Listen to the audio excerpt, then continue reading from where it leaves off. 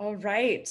Welcome, everyone. It's great to see you all today. Thank you for being here. And on behalf of CMEA Bay Section, I want to thank you for attending this resource session led by Scot Hanna-Weir on the topic of student engagement. Hi, Scot. Hey, everybody. Student engagement and community building in this weird era of virtual choirs that we find ourselves in. Scot is the artistic director of the Santa Clara Chorale and director of choral activities at Santa Clara University. And in recent months, he has put out some really fantastic resources and helpful sessions for choral educators to help us navigate this unusual time of teaching and being choir directors. So I'm so excited that he has agreed to share even more of those ideas here with us today, and appreciative that you all are here to be part of this interactive session. There will be some time for Q&A and discussion towards the second half of this presentation. If there are questions that pop into your head as we go along, you can feel free to put them in the chat.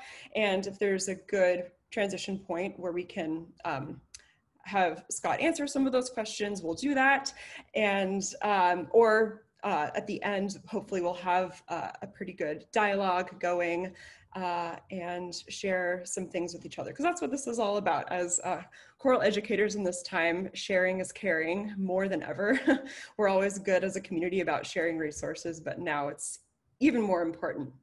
So with that, thank you again, Scot, for being here, and you can take it away. Well, thanks, everybody. When Lauren and I were talking about doing this session, she was asking me, well, do you want to just like record something on your own, or do you want to like have people to talk to? And I was like, oh my God, can I please just have some people to talk to? Because I feel like, particularly now, the longer this goes on, the more I realize like just how much I rely on my singers to give me energy and enthusiasm about all kinds of things. And so finding ways to energize the community of our singers when we don't get to see them all the time, it has been something that I've been really struggling with and thinking a lot about. And I'll just say, one other note is that I so much respect the work that, K-12 music teachers are doing, especially right now, but always. I started my career teaching middle school and high school in Michigan. And, I had always said when I was tired of working hard, I would go get my doctorate and teach college. And I feel like that's so true, because the work that you all do is so demanding and also so incredibly impactful for the lives of students. You're creating such amazing musical communities and spaces for people to be themselves, and making a difference in so many people's lives. And I think back about my middle school and high school choir teachers, and I would have never chosen this career if they hadn't been such great influences for me. So, but I also think about when I was teaching all the people who didn't go into music, who still felt like music was something that really made a difference for them. So I just want to thank you all for the hard work that you're doing. And it's been a pleasure during this time, although it alternately feels like really great work that's good for the world and also war profiteering, to do so many different presentations during COVID about technology and the ways that we can interface with this.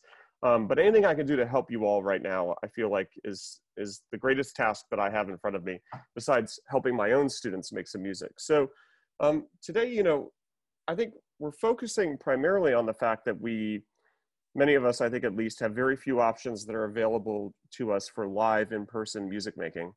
And so we're sort of stuck in this place where we're having to contemplate, virtual projects with our students, and that not all of our students or choirs or groups or classes are really all that well equipped to jump into the virtual space. And so how do we bridge that gap to be able to bring students to some kind of performance product at the end, but also make it accessible and to make choir about what it is always about. Getting to make music with people, improving our skills, coming together to make something that's bigger than any one individual. And so those have really been my guiding principles in a lot of the work that I've been doing. there's another webinar that I did through Coramore that's specifically about a process of sort of going through virtual choir recordings in an iterative way that makes it a much more pedagogical approach. This is sort of an outgrowth of like some more general concepts around that. So that's where I'm sort of starting. And again, if there are things that come up to your minds as we're going through, there is an incredibly talented group of you all in this meeting right now. And I know you all have been doing amazing things and have all kinds of creative ideas also. So please feel free to share that, and I'm happy to help amplify, and then we can talk about it all at the end.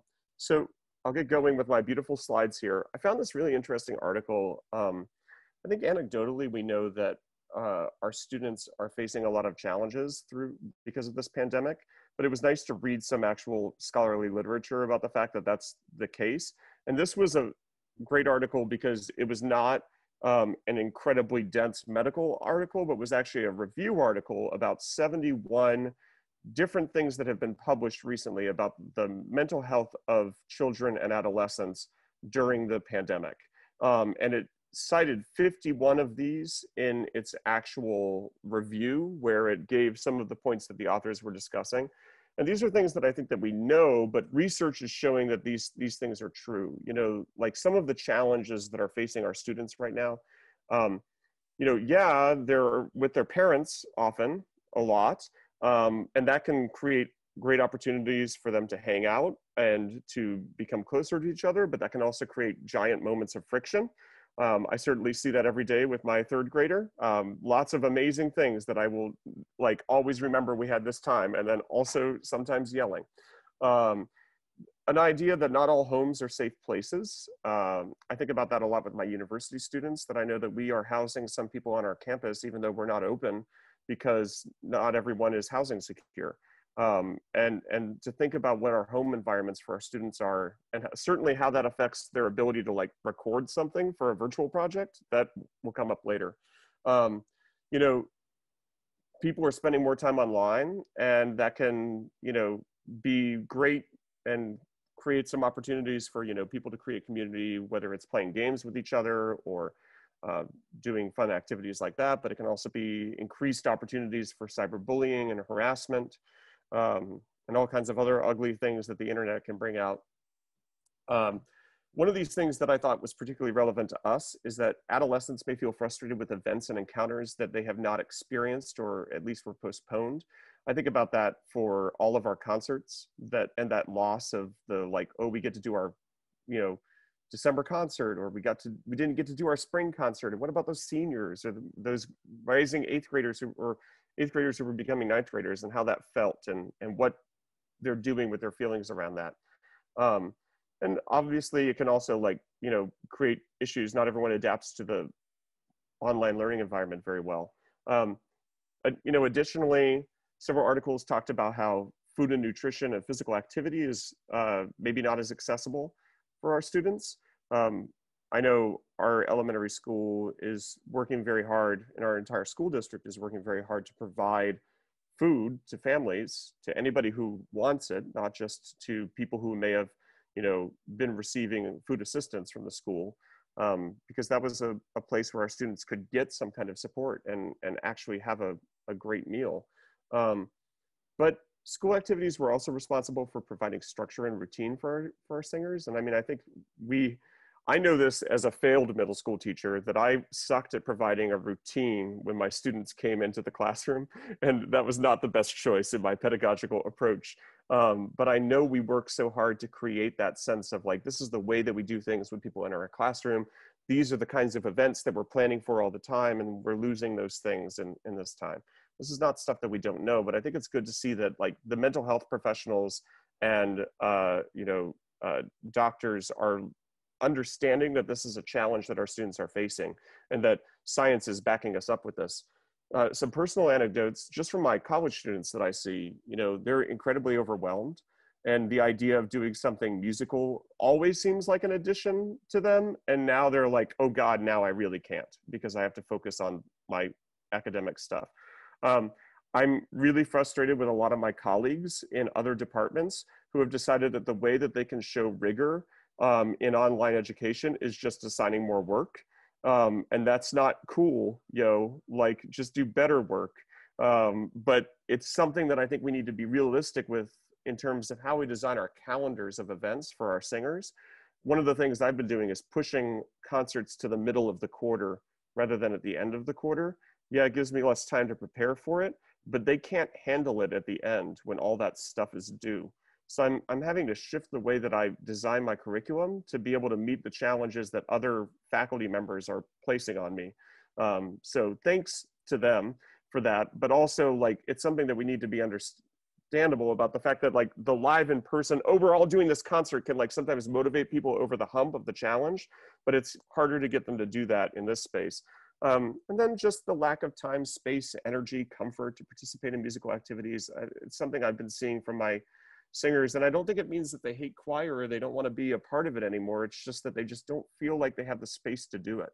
So I thought in service of this, maybe we could explore 3 different areas. One around creating community, which is something I think we all work on and happens often pretty naturally in our choral classrooms, but maybe it needs more intentionality right now. The second thing is overcoming and removing barriers, right? What's standing in the way of our singers from being able to participate in the activities that we're asking them to do?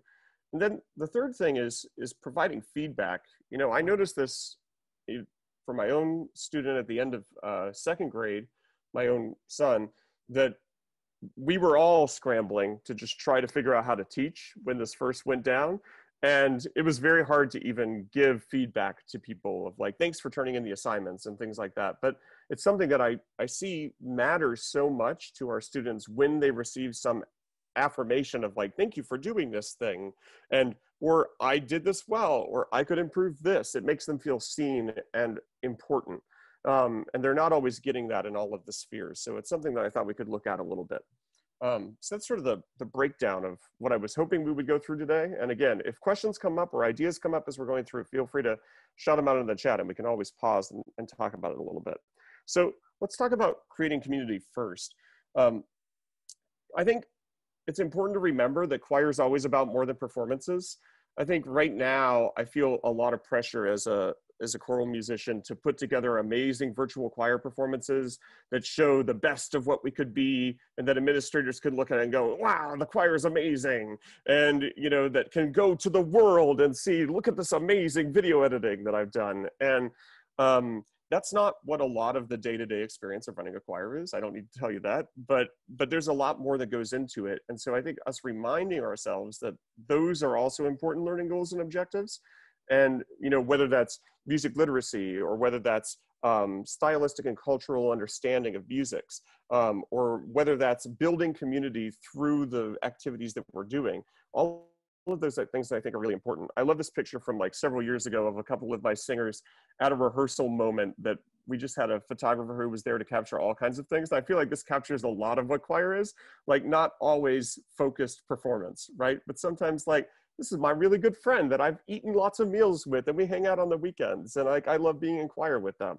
So how do we make that when we're just on like Zoom or Google Classroom? I came across this concept of virtual hallways, and apparently a startup is working on it. That tells you how seriously Silicon Valley is taking this, of like ways to include sort of spontaneous moments of interaction into our virtual lives for people who are using Slack in the workplace, and how we can meet that with a technological challenge. And I'm not recommending that we like buy some startup app and incorporate some kind of like content management system. What I'm just noting is that I think people are seeing this real need for like, what about those informal interactions that we would have as people are coming into a room and getting their music, and, you know, and when we like show up and everyone's logging in and then we're like, we have all this content we want to get through, what are we leaving behind that would have normally happened in the classroom without us having to think about it?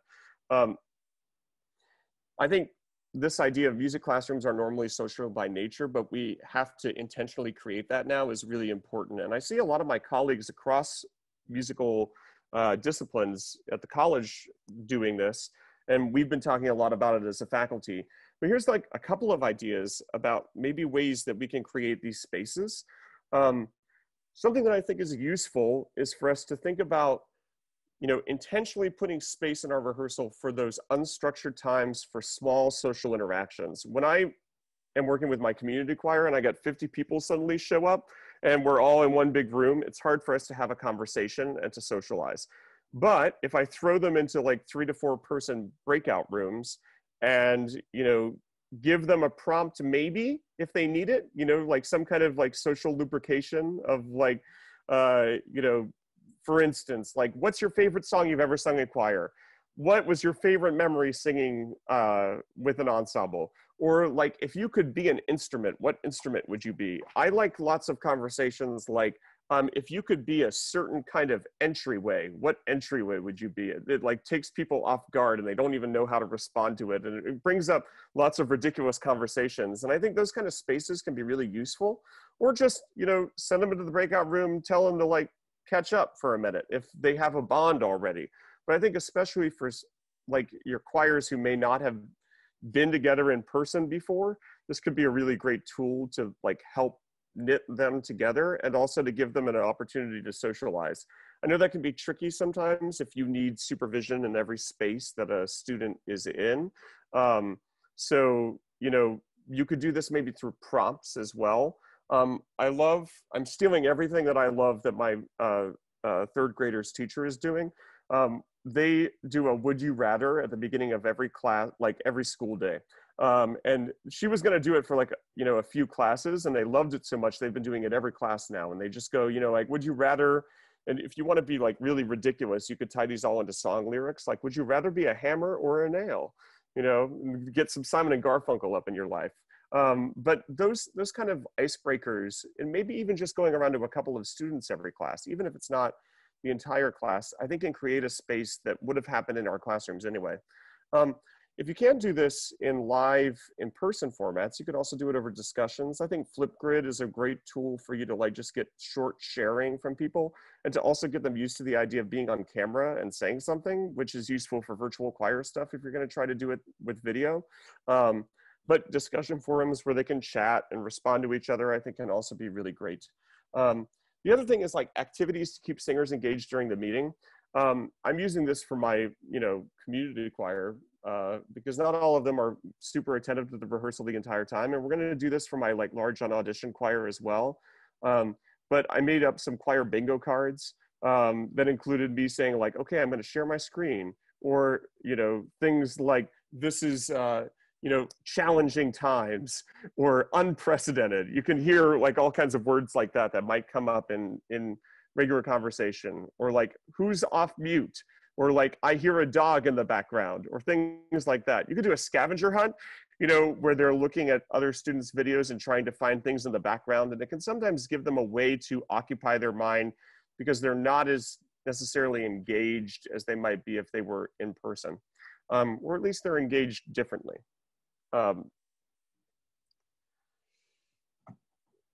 The next idea that I wanted to talk about a little bit is the idea of removing barriers. And I think in particular to virtual choir projects or any kind of virtual project, whether it's small groups or whatever it might be.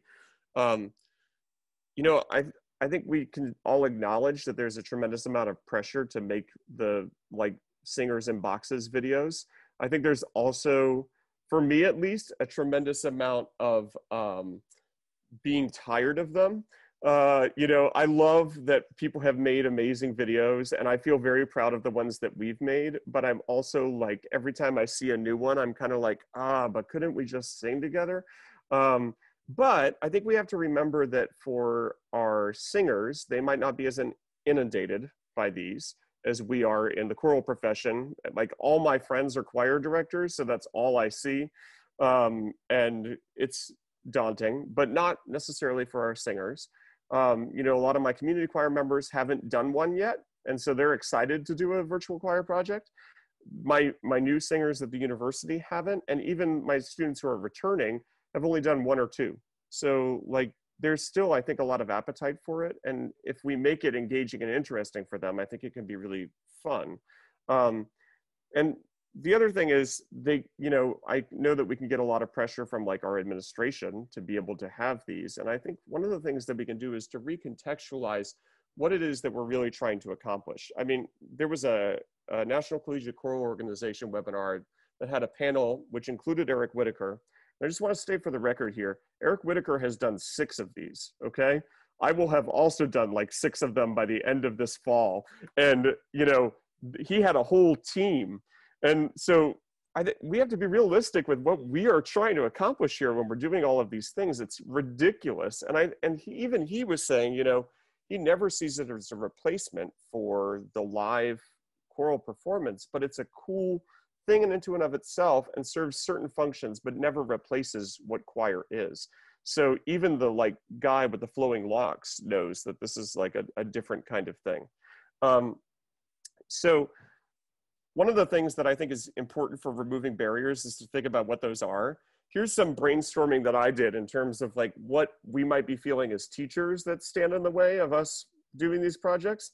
Like our own technical prowess. Well, I don't know how to video edit, or I don't know how to do the audio editing. I don't know that software.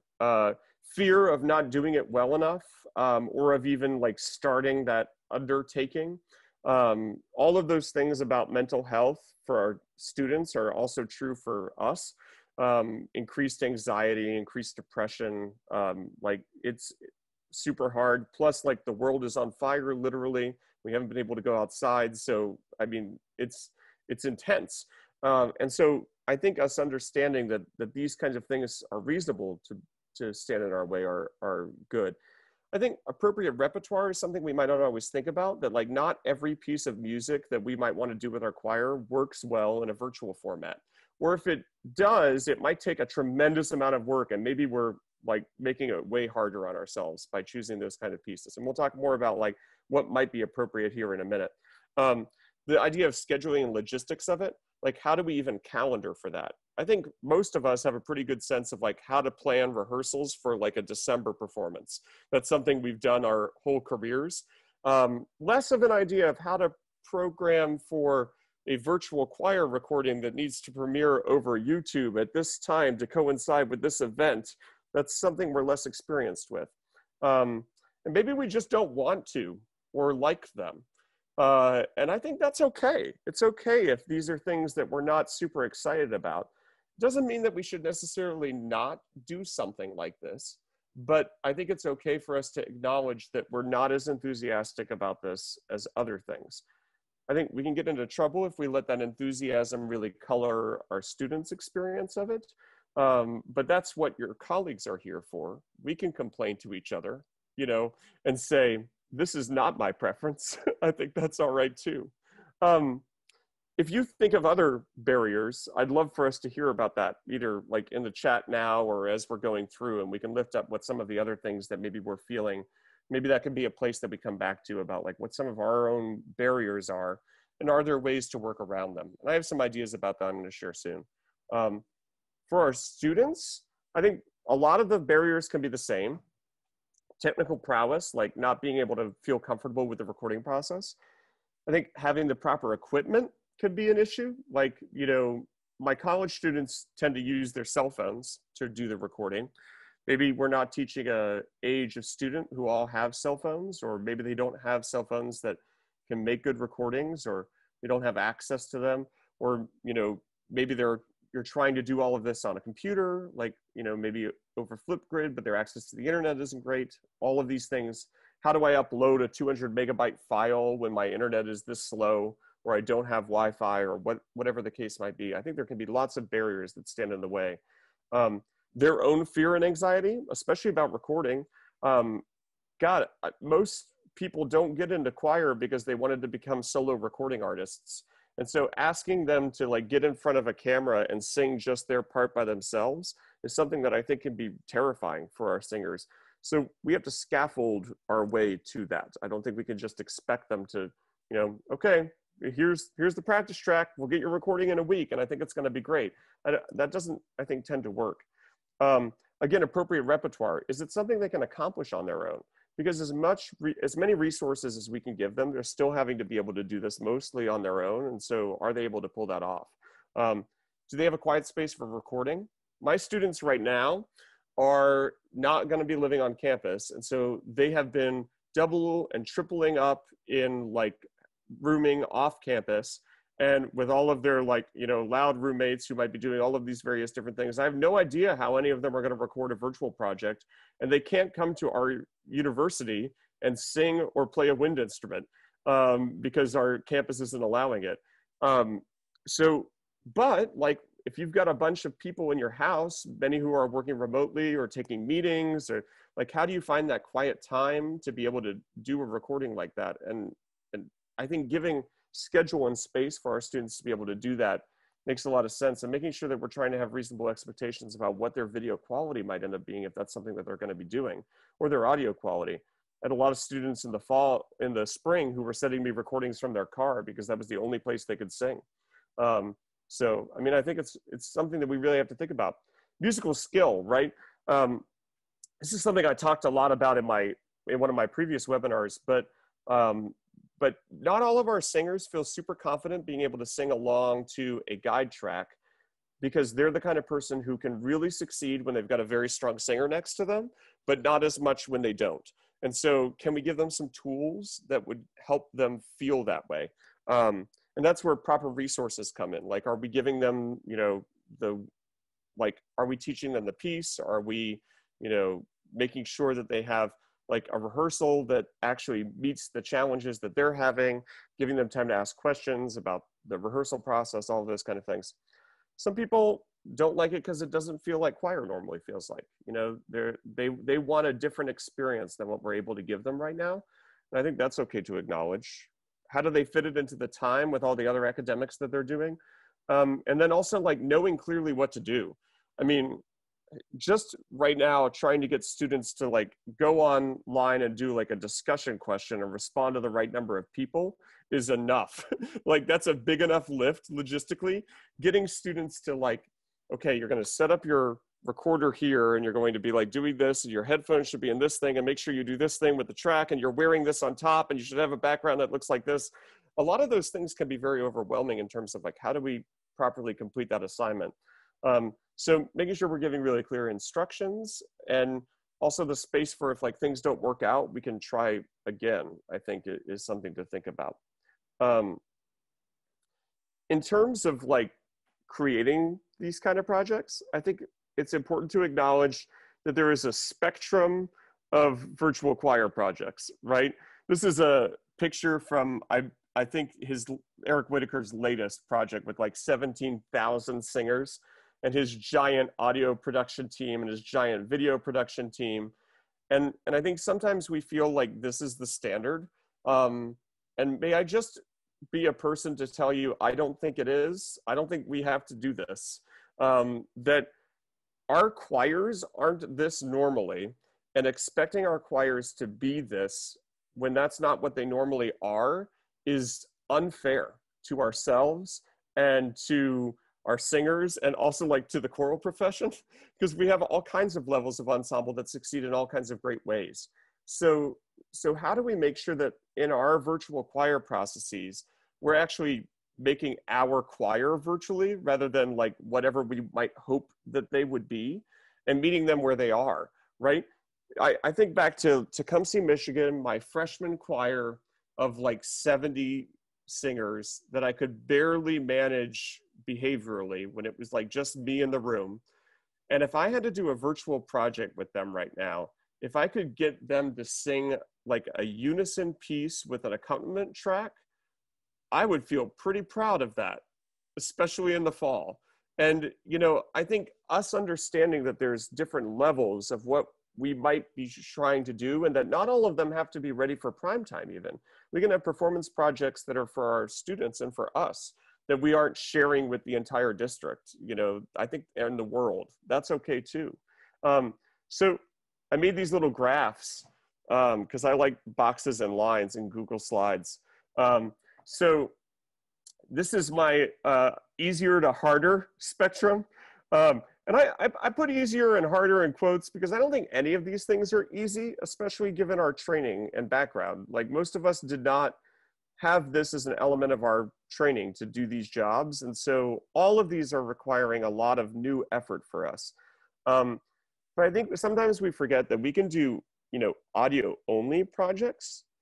And I think if I had singers who felt less confident, um, and who were newer to the process, tools like Soundtrap, or just recording a voice memo on your phone and sending it, and then just mixing it down in something as simple as like Audacity, and layering everybody on top of each other, and then making sure it's not too loud, and then exporting it to an MP3 and calling it done, is a virtual choir project that's much more accomplishable than, for instance, the like videos zooming in and out in blobs with like recoloring and like all of that might be on this other end of the fancy harder space. And there's a lot in between. I think the fancy video is like what I think we might feel like the world wants from us. But I think our singers can be, and our singers, family and friends can be excited to hear an audio only version. I think if you want to go a little bit fancier, making an audio version and then adding like some pictures of the choir, maybe they went on a trip and you have some good pictures and you put them, or maybe you don't want to deal with the permissions of like using their faces. And so the piece is about spring and you put like lots of spring pictures that you found on the internet or something like that. A slideshow kind of thing, I think, can also be a really effective way to create something that has, this is like a little bit more engaging of a video, but not over the top in terms of challenge. You can also just, I know a lot of people slide videos in and out. I've certainly done that in my projects, but like you could just have them all be still. Like once you get them, boop, boop, boop, boop, boop, boop, boop, all the videos, beginning to end, and that's still cool. Like that's amazing. To even get that, I think, is something that we could feel really accomplished with, and that it doesn't have to be more than that. This is just like the production side, but what about like the musical side, right?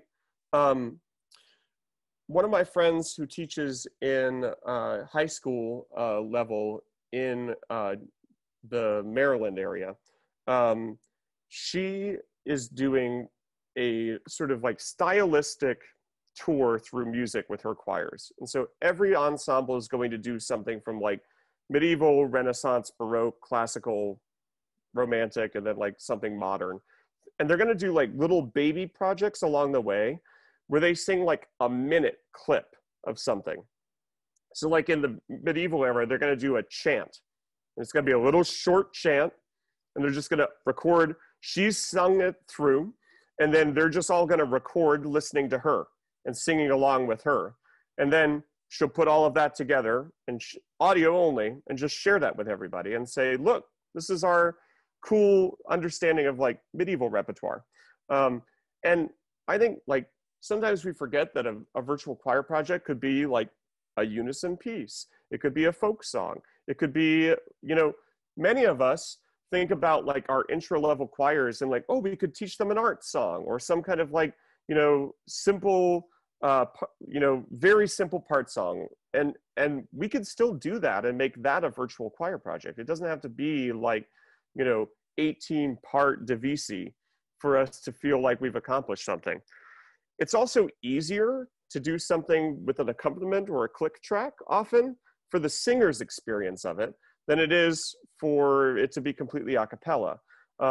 So you can have, that metronome plunking along to help people out, or have something with a pre-recorded accompaniment, and especially if it stays really rhythmic, and you have maybe a version of like you singing along or a couple of students who are leaders in your groups singing along for them to be able to use as the guide track, that can really help people, I think, feel comfortable with doing it.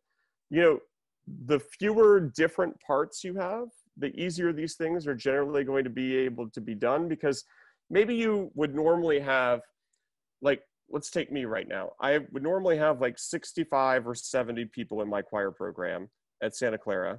And right now I might have, 22 registered, and we'll see what happens when school actually starts. I'm hoping for like 40-ish, maybe. But that's a lot fewer people than I would normally do. So I need to do repertoire that represents that, right? If I'm asking them to do like 18 part stuff, they're not going to be able to succeed. The more rhythmically complicated and the more intricate and different sections it has, the harder it is to do.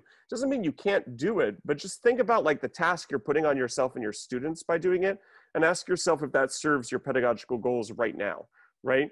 Like what kind of success do you want to give them, and how and when? And maybe we can give them a little bit more space, right? So creating that success, right? Like start with what they know. If you're doing this early on in the year, maybe using repertoire they've already sung, maybe for the most part. Like here's a piece that we've done before, and use a guide track that's just a previous recording of that song. Like what if you always teach them some song that ends every concert, right? When I taught middle school, I inherited Seasons of Love. So if I was back teaching middle school, we would just do a Seasons of Love virtual choir project, and a lot of people would know it and would be really excited to sing it. And that would be a bigger buy-in initially than like, you know, me giving them some kind of like Mozart aria that they've never heard of. We could do that later. I'm not saying don't do that, but like give them something they know early. Also like apps, you know, I was talking to some music teachers in Akron public schools and talking to them about what tools they already have. And they were saying, well, could you do these things like through Flipgrid? Because we've been using that a lot. And I'm like, yeah, sure, right? If you can download the video, yeah, use the things they're already doing rather than giving them a whole new thing to do. So like if they have a way to record a basic idea through like a Google slide or doc, you know, then do that as an initial entree into it so that they can get over the initial fear of participating and then work their way up to whatever fancy production value we might want. Short and easy, I think, is super useful at the beginning because it banks success for future things you might want to do. And I think always it's easier to sing along with other people than it is to sing along by yourself or to like MIDI tracks. Mentioning that you can have like, you know, for a lot of my projects, I sing all the parts and I hate listening to it, but they appreciate having a singer. You know, I'll put singer in quotes there, especially when it comes to my tenor and soprano. But they appreciate having a real voice to do it to. But you could use old recordings or even other people's recordings, you know, as long as they're not ending up in the final product, you're not like stealing. And I think accompaniment can be comforting, right? It can really help people feel more supported in what they're singing. Think about that with our normal choir, right? Like having them do an a cappella 3-part piece in like a intermediate choir could be a lot more challenging than that same piece if it has an accompaniment underneath. And so the same things are true. A couple of other ideas here just to finish us off is about providing feedback. And I think this ties into a couple of things. One, I'm really reticent sometimes to ask for, that's not true. I'm very good at asking for suggestions of like repertoire and things my students want to sing. I'm not always great at taking it because, you know, we have pedagogical goals and certain repertoire preferences and things that we want to do. And so I think we often like to direct that process, but I'm trying to be a little bit more open to that right now. And I hope it continues after this because I want singer investment. And I think if there's a piece or a kind of piece or a topic that they really want to get into, they're more likely to buy into our projects than if it's just like the thing we told them they're doing, right? And so I'm asking them, what kinds of things do you want to sing? What kinds of topics do you want to sing about? And then maybe I won't choose that piece, but I'll choose something like it and try to involve what their feedback was and tell them how I took their feedback into account. And this is what we're doing because of it. And I think that kind of feedback can really help them get invested early on. But additionally, they want to, if we're in a normal rehearsal, we like sing and we stop and we say something and then we get them back singing and they improve, right? And it's very easy in these virtual spaces for us to not do that, to let them know like how they did on that assignment or like, how are they sounding? And it could be like, that was great. I really appreciated your rhythm was awesome. Okay, like they missed all the notes, but we gave them a little bit of affirmation and trying to make them feel comfortable in terms of the way that they're recording, right? Talking about how they're sounding and being responsive to what's actually happening when we're hearing these recordings.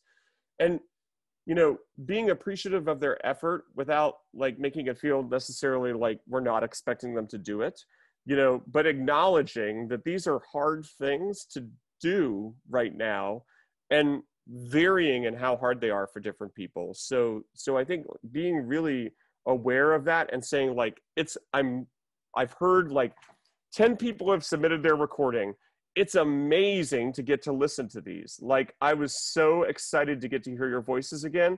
I can't wait to hear everybody else's. And then like, that's another punch in the, like, come on, everybody, like send in your recordings in a positive way, right?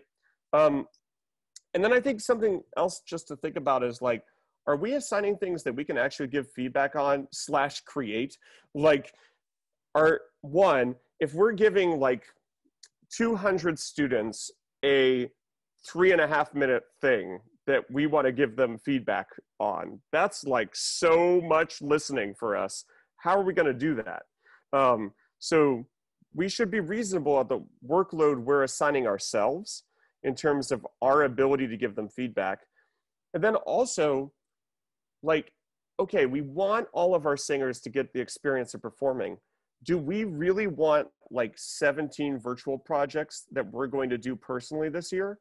Like, I don't. And so I have to think strategically about like, what's possible for me and my workload where I can actually like do these processes and get things back to them so that they're excited about it. Because I think one of the worst things to happen would be for us to get a whole bunch of recordings from people and nothing to come of it, right? Like, if they're expecting that. If it's just for us internally and we create a quick little ditty and give that back to them, that's awesome. But even if it's just for us and they give us a bunch of recordings and we never give them anything back from it, then it's just like the black hole of like hard work, and they feel very unvalidated, I think, about that. So making sure that there's actually, and that's not like to blame us, that's trying to be aware of like, can we actually do what we are setting in front of us as this task and manage all the other ridiculous things we have to manage, right? Here's my personal takeaways from this presentation. This, by the way, was my attempt at creating my Bitmoji classroom. I like kind of embarrassingly went all over the internet, and I was like, oh my God, is this the thing I will be known for? But fortunately, no. When memes go across the internet, they become anonymous. So I appreciate that. But things that I've been like really trying to tell myself is that less is more. Trying to do a better process and actually get some teaching into it is better than doing like, 15 different projects. I don't want to do that. That connection is the most important thing that we can help our students have right now. I think about the fact that choir was that space for me where I like met my friends and got to feel myself and like feel like I could do things that were exciting, and that I cared about. And I think that that's super important for us to make our singers feel right now. And that we have to take the time to do that in a new way right now. And I'm trying to not, like, to the less is more point, I'm trying to like do as like I want to do a lot of things, but I want to make sure I put the space in there for us to have connection time and social time, because that's super important for us to give. And a lot of other classes may not give it. We're kind of the place, right? So that's not their fault. That's like our thing.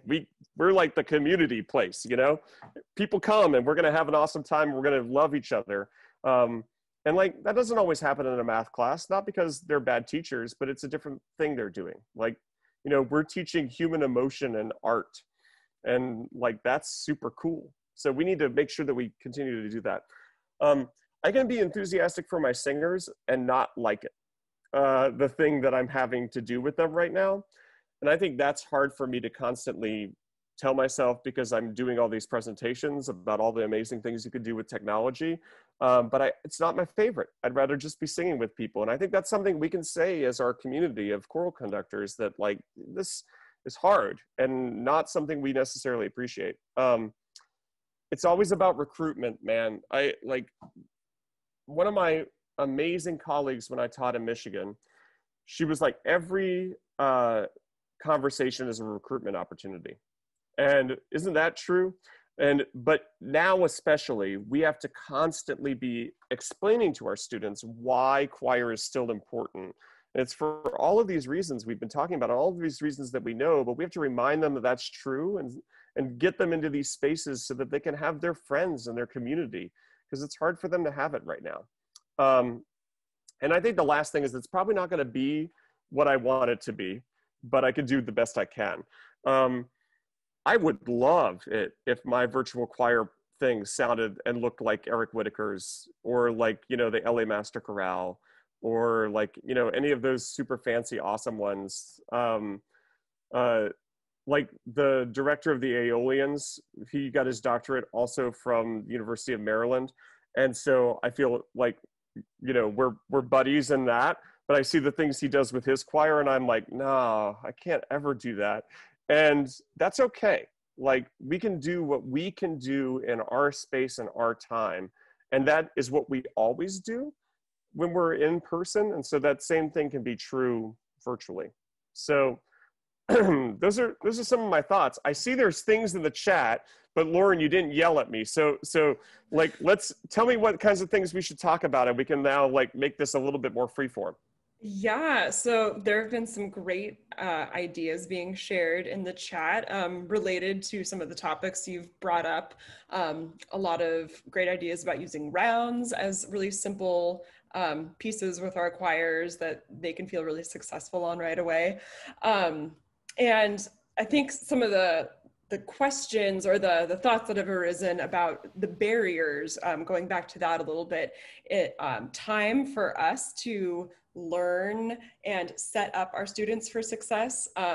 It takes so much more time to be organized and give them all the support that they need, and also the emotional energy that it takes for us to do this. As artists, we always want to put our best forward, and it's really hard.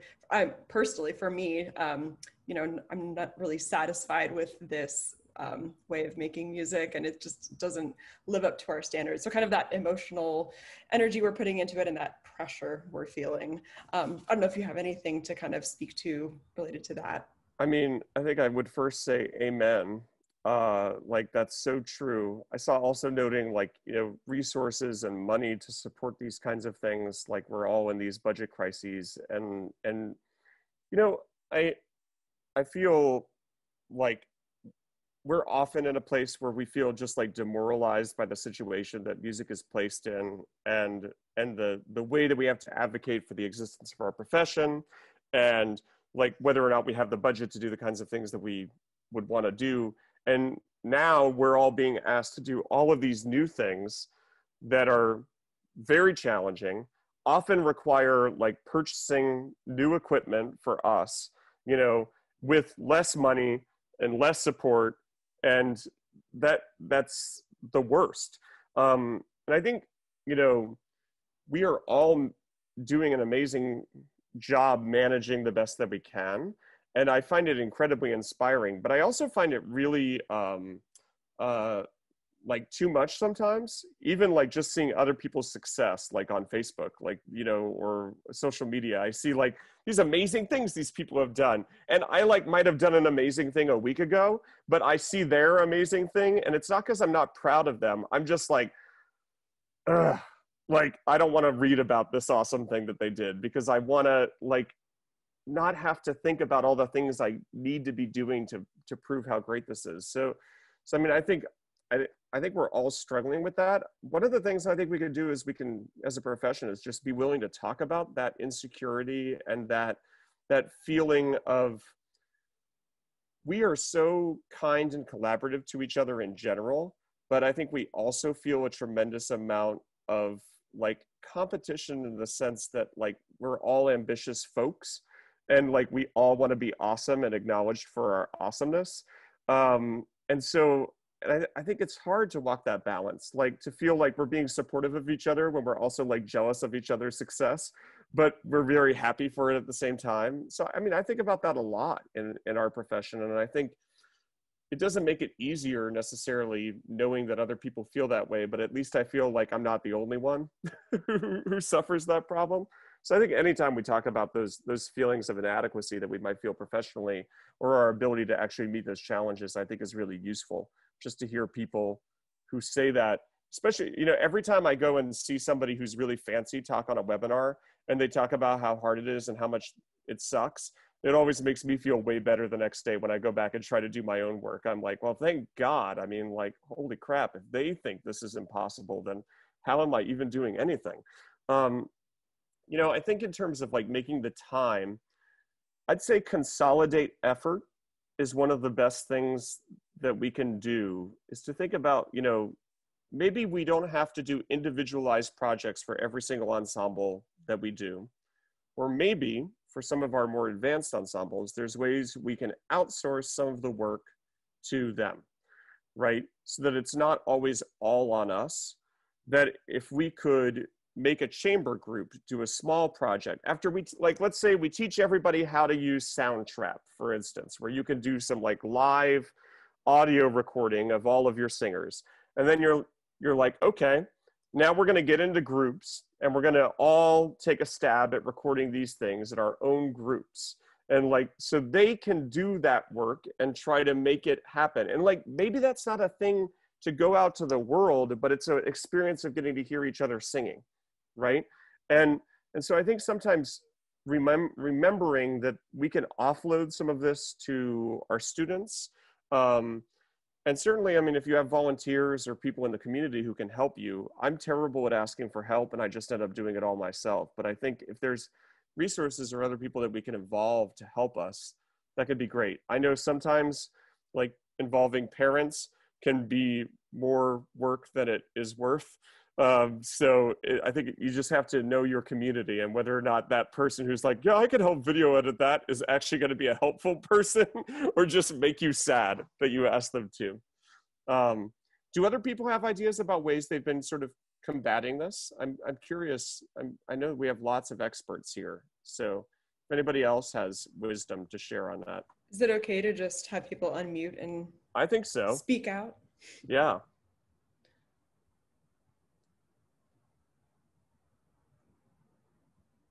No, we're all in that space together then. Okay, that's fair. I actually had a question for you about on the topic of recruitment and how we're always recruiting. And I'm trying to find ways. I'm trying to kind of rebuild a pretty small choir program right now. And, you know, how can I, you know, do outreach and get kids excited about joining the choir program?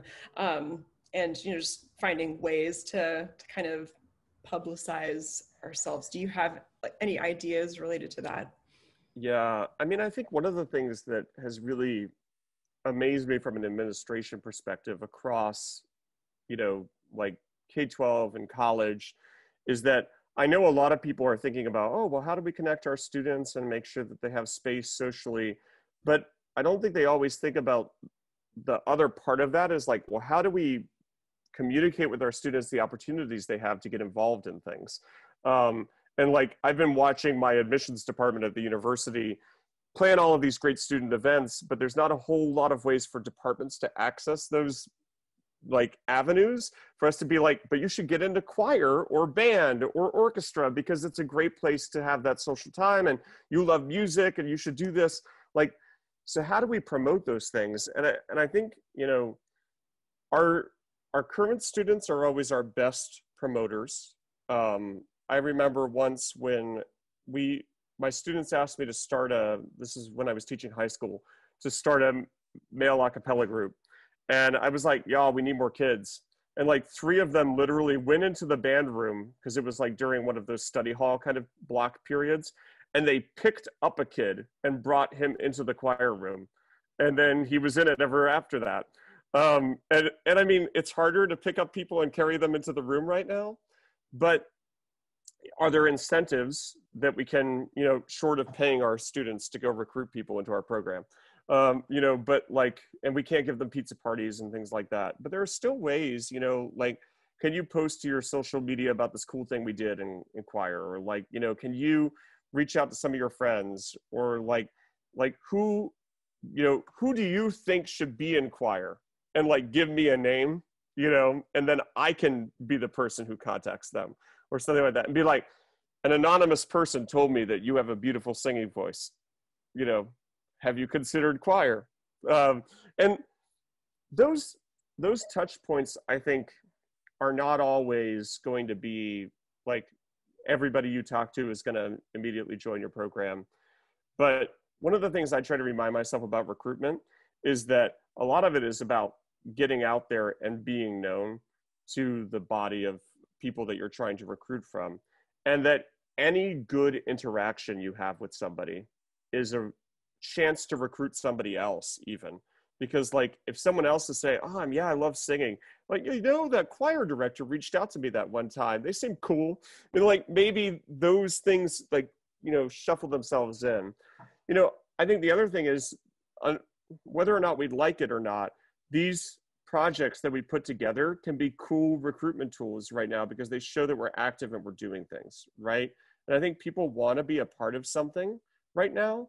And when they see their friends' faces in little boxes singing, or know their friend was on that video with the slideshow, or they got to hear that like even short little cool track that was maybe like way poppier repertoire than we would have ever done if we were live and in person, but it was something that they really wanted to do and was super exciting for them, that can be a hook, and I think the only other thing I'd say about that is I'm trying really hard not to be too sad about it and to beat myself up too much about the fact that I know my numbers are going to be declining as long as we are in this pandemic.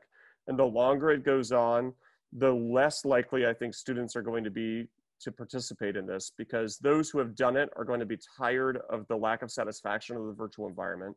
And those who haven't done it are going to be less likely to join because they're overwhelmed by all the other things that are going on. The thing I try to remind myself is, I think at the end of this, the appetite for human interaction is going to be gigantic, and that there could be a huge swell of like, this is amazing to get to sing with people. And that I'm kind of in the boat of like, we all have to last until then, right? The 1918 Spanish flu epidemic did not destroy choral singing in America, right? And it's hard to remember that, I think, in this space, but that those things suffered but came back. And I think we're so inspiring. How could we not rebuild these things? But I think you're right. It's going to be a tremendously like large task for us. And the more we can do to meet our students where they are and to make it feel accessible right now, I think the easier it's going to be for us to recruit students into it, Were there other crazy questions or things that came up, even if they're specific or noodly that I didn't answer? I'd love to. I hear someone was saying Andrew had a really great idea. Collaborating with the art department to create visuals. That's a really awesome idea. I'm just sort of scrolling back here through the chat to see about other stuff that came up. Rounds and cannons, we already mentioned that they're short and easy and can be a great point of launching off. You know what the cool thing about rounds and cannons is you can record it all together, and then you can just offset their recordings, and then instant cannon, like so cool. And they didn't even have to do the part singing, right? Or do that, show them what it's going to sound like, and then have them do it again after that and reuse that material. I think that can be great. Their own arrangements of rounds. One thing that came up early on that I took note of is tactics for breakout rooms. And, we're still kind of early in the school year and they haven't had a chance to socialize a whole lot with this new group that they're in. So sometimes putting them in breakout rooms can be intimidating or awkward. I know you mentioned giving them a topic or a task. Any other suggestions for ways to break the ice a little bit and get them comfortable in those spaces? Yeah, I mean, I always go back to my experience as a camp counselor.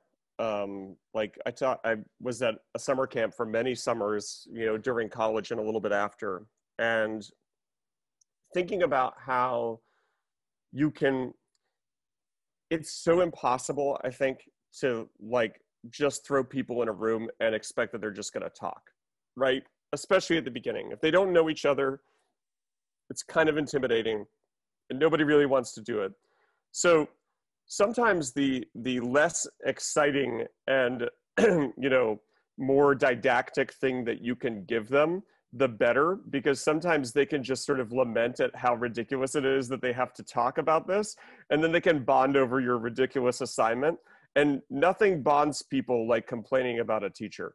I mean, that's a great experience. And I think every great choir I've been with, I've been annoyed at like the rehearsal length, or like why we're doing this thing, or like I can't believe this assignment is required of me, or like serious this piece, like why? Out of all the great literature in the world, this is what we're doing. And giving them those moments, I think sometimes can be really nice. Like early on, you also want to build enthusiasm. So you don't want to create like a negativity fest, certainly. But I think giving them something really didactic, doing it often, and with different people, can be really nice. The random breakout room feature is super helpful because they just end up with somebody who may or may not be their really close friend. And I think that can be super useful. And it's sometimes harder to do live in the classroom. I love that I could just push a button and they're in a group. And I'm like, wow, I wish, people could do that normally. Trying to get choirs to move is worse than herding cats. But, the other thing I think that could be, really useful is to allow them in those small group moments, reflection periods about what you all have been doing, right? So like, say you teach a piece, what was hard about that piece? What did you like? What did you not like? What was your struggle on that piece? What was the thing that you got that you were excited about? What do you think? Have them go like talk about like, what do you think this sentence in this poem means? Give them something very specific like that, and then have them report back, maybe one or two people, to show that people actually talked in the breakout rooms, but maybe not hold everybody accountable every time you do that, right? So that you create this feeling of like, yeah, we get into rooms, we talk about stuff, we come back, we share, that's great, to build that sense of community. And I think that's so important, especially in ensembles that don't know each other very well, but it's actually our great opportunity, even in ensembles that do know each other really well, to get the whole ensemble to know each other really well. Because even in our chamber choirs, they're like small, tightly knit groups. There will be smaller, tightly knitter group over here, and little dyad over there that like doesn't really talk to any of these other people. And now we have a great opportunity to get them to like, not necessarily like all love each other as one big happy family, but at least maybe get to know each other a little bit better, have the opportunity to talk to people they wouldn't otherwise. Absolutely. Well, Scott, I think our time is up, and I would just want to thank you so much for sharing all these great ideas, sharing your time and your wisdom with us. I'm feeling energized and inspired right now, and a lot of these things are things I can start implementing in my teaching tomorrow. So I'm really grateful for your support of us as educators and sharing your ideas with us. I want to remind everyone here, well, first of all, thank you all for being part of this. There are so many great ideas being shared in the chat and throughout this presentation. So thank you all for sharing and doing the work that you do on a daily basis to keep the choral art alive and well in this time. And a reminder that this will be posted on the CMEA website at the end of next month, end of October. So if you know of someone who missed this session who would benefit from it, you can send them that direction later next month. And, or if you would like to return to this and kind of revisit some information when you need a pick-me-up, I'm sure I will be doing that too. And with that, thank you again, Scott. We appreciate it so much. And everyone stay well and take care, and best of luck with everything. Thank you. Well, thank you, Lauren. And thanks everybody. You all are heroes. And I know that it's a big task, but you're doing amazing work out there. And, we'll all get through this. And at some point, we're going to have the biggest concert ever. All the choirs. Can't wait for that day. Yeah. Thanks, everyone. Thank you.